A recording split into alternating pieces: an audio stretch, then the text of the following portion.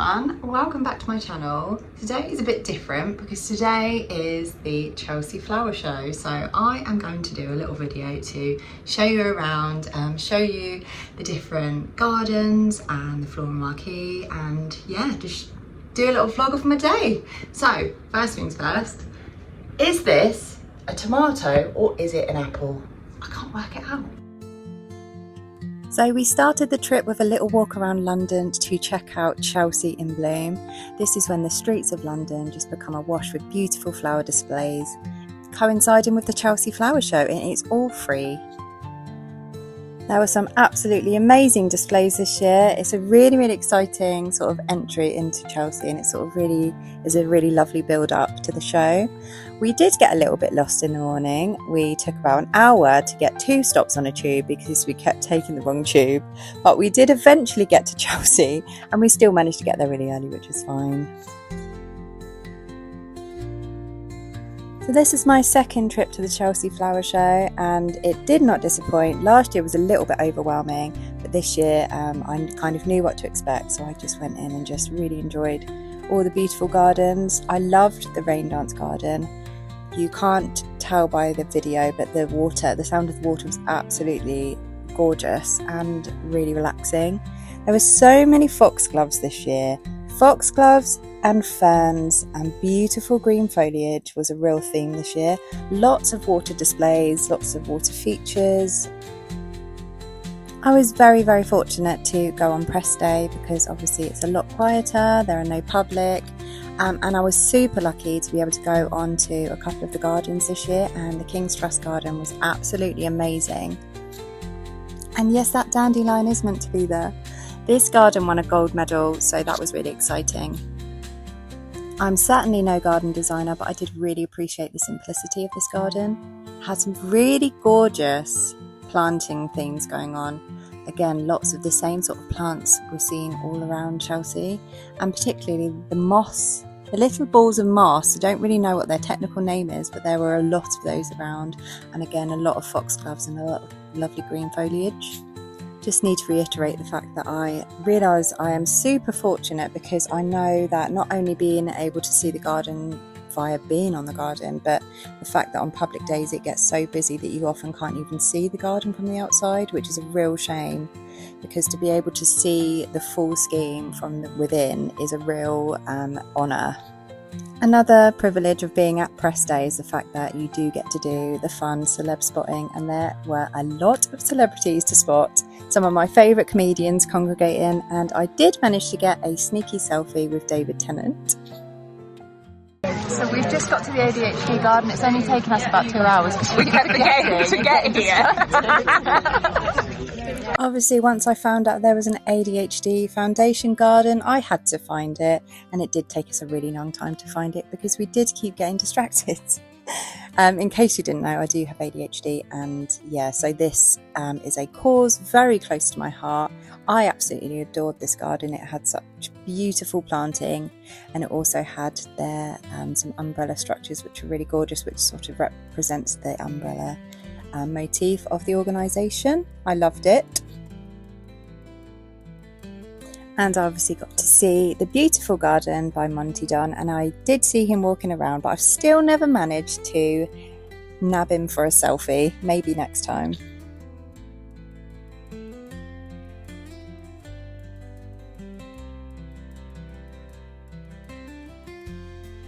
There were so many standout gardens, but I really loved this one.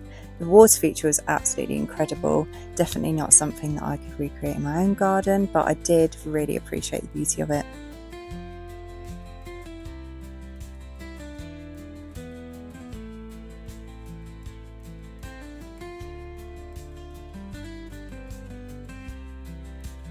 I absolutely adored this garden and what it stood for. This was designed by Dave Green in collaboration with Royal Chelsea Hospital to honour British Army veterans residing in the hospital. And it's the second time I've seen Brian May casually strolling around the food court at Chelsea. One of the most underrated sections of the Chelsea Flower Show are the balcony gardens. For me, they are absolutely incredible. I don't know if it's just the fact that they can pack in so much interest into such a tiny space. I just find them so fascinating. Each tiny little space is so different to the next. This one was my absolute favourite. That looks like a woodland paradise. I just wanted to move in. I loved it.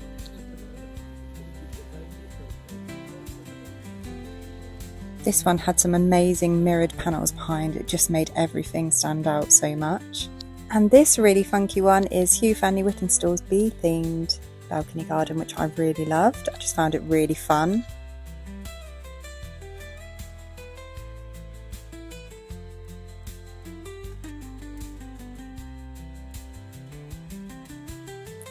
This was a little hidden gem at the end. Obviously I loved this one because this was vegetables and flowers, just all of the things that I love in one display.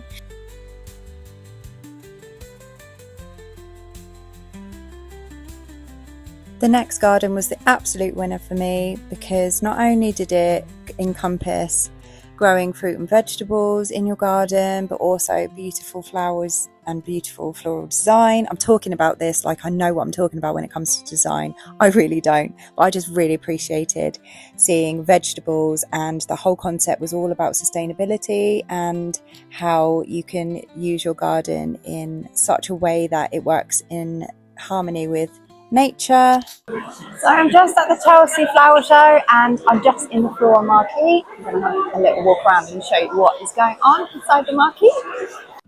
The Great Pavilion at Chelsea is definitely one to see. I thought it was really, really impressive this year. I really loved the little sections. They were all so different. Had a little look at the different plants of the year. I can't remember which one won, but they were all really gorgeous. And I loved the fact that one of them was from my college.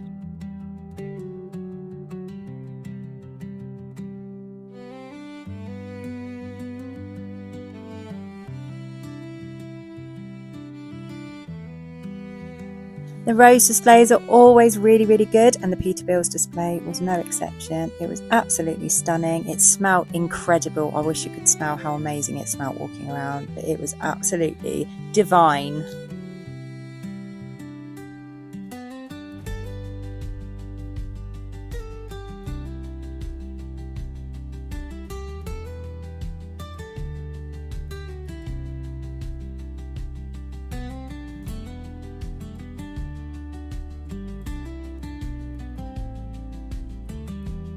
And I really loved this weird little jungle wonderland, which had a really cool greenhouse with a sofa in it, which I definitely wanted to move into. I didn't want to leave this section.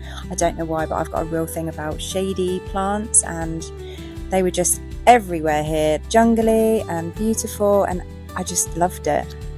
And probably the section that is most anticipated was the David Austin display. Obviously I went to go and see what the new rose looked like, and this is the King's Rose. I'm really annoyed with myself because I didn't get very good footage of it, but I will show you it in a minute and you can see it is absolutely gorgeous.